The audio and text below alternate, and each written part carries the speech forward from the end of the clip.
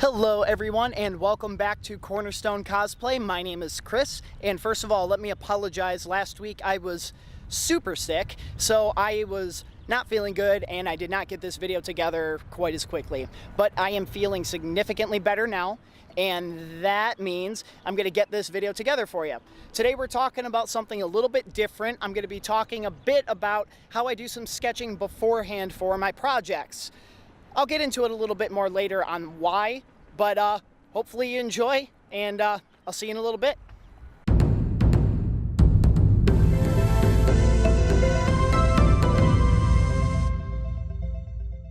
So this is what route I'm going to go. I'm going to begin, let's center that a little bit more since I am terrible at doing so. Because I'm a stickler for detail, even if it comes to a sketch that's just going up on a wall.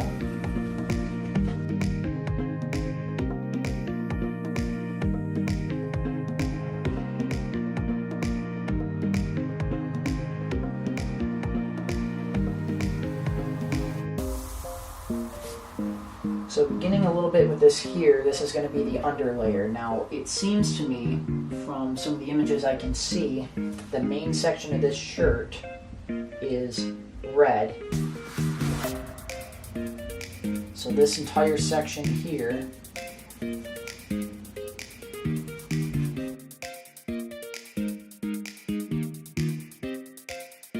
this is another point I might add, that I am only working from the trailer images. So I will be going from there and probably making some adjustments later. Once the movie is fully released and I am able to get a little bit more accurate screenshots. Now this has sort of a crosshatched pattern, a wide crosshatch carving onto it. I believe I am going to carry that all the way across.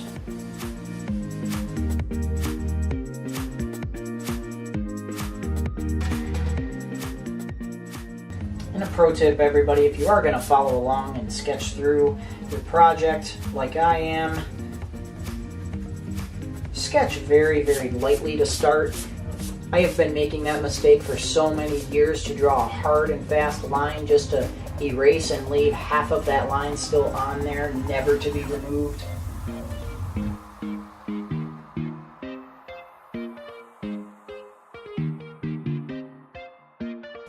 Now this is also a terrible practice, but you're going to see me do it quite often. When I start getting into a piece and I want to keep my own inspiration, my own excitement, I do begin to sometimes start to finish small sections completely before I even have the main body of something done. So for example, I have this at some of the most raw sketch I could possibly do, but I'm essentially going to abandon this temporarily to move back over to this. And what I'm going to begin doing is start a little bit of my rough shading here.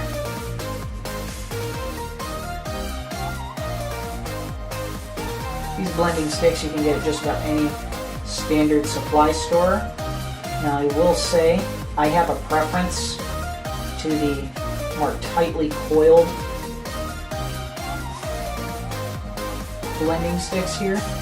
They also call them tortillions or tortillas. I've heard them called a million different things. Basically, I use it to smudge my graphite. In this particular style, is very tightly wound. It almost seems solid.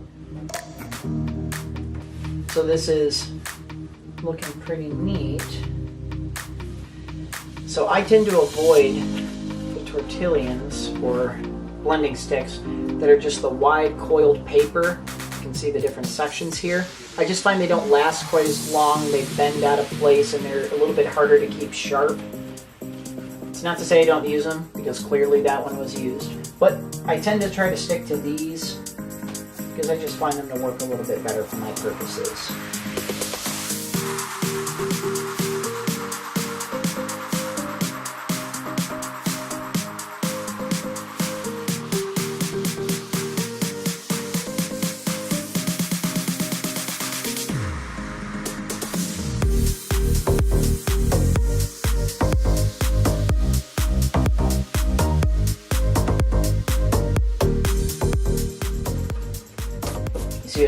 dark lines. Not sure if that's going to show up on camera very well, but that's me drawing with too heavy of lines still, even after telling you not to.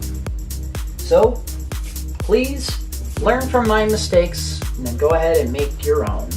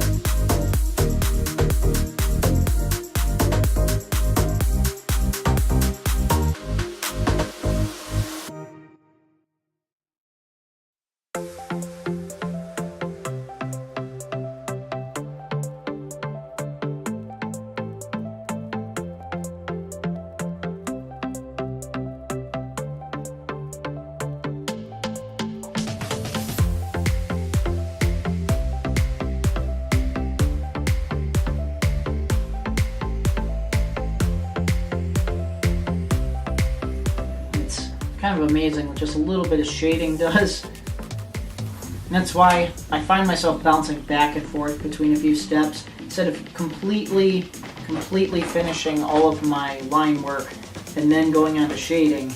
Sometimes I personally feel like I need to see something moving forward, or else sometimes I get a little discouraged. But that's one of the most important things I've found about doing a cosplay, working on a costume, working on a prop. You always want to do everything you can to keep yourself inspired. If you're feeling a lack of motivation, you're feeling not too inspired, if you're feeling like you're having a hard time pushing yourself to go on, take a little bit of a break. Do something that's going to get you excited about it. Because there's nothing worse than feeling like your cosplay is a chore. You should never let yourself get to that point.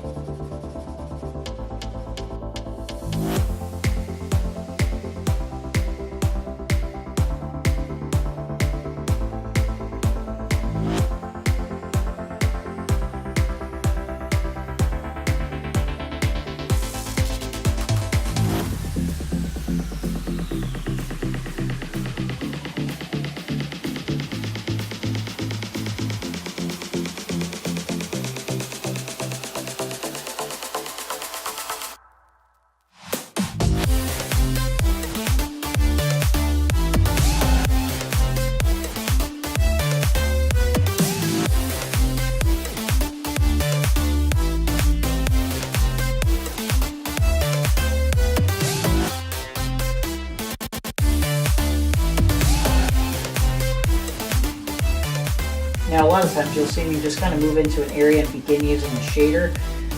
The main reason that works is because I don't do a very good job of often sharpening my shader here. So what happens is it holds on to a lot of that extra graphite. So it means whenever I go to a new section, if I don't remember that going in, I can oversaturate it.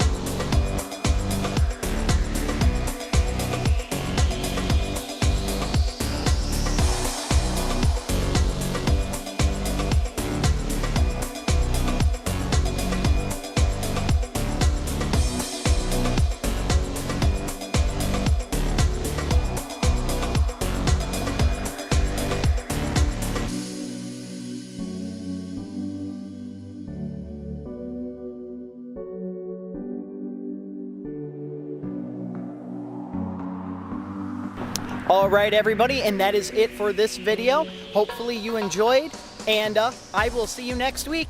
Bye. All right, everybody, thanks for watching. If you enjoyed this video, be sure to leave a like. Feel free to drop a comment down below with things you'd like to see me cover in the future. Also, don't forget to click subscribe and hit that bell notification button down below. It really helps us out on the channel. Thanks again, and I'll see you next week with another new video.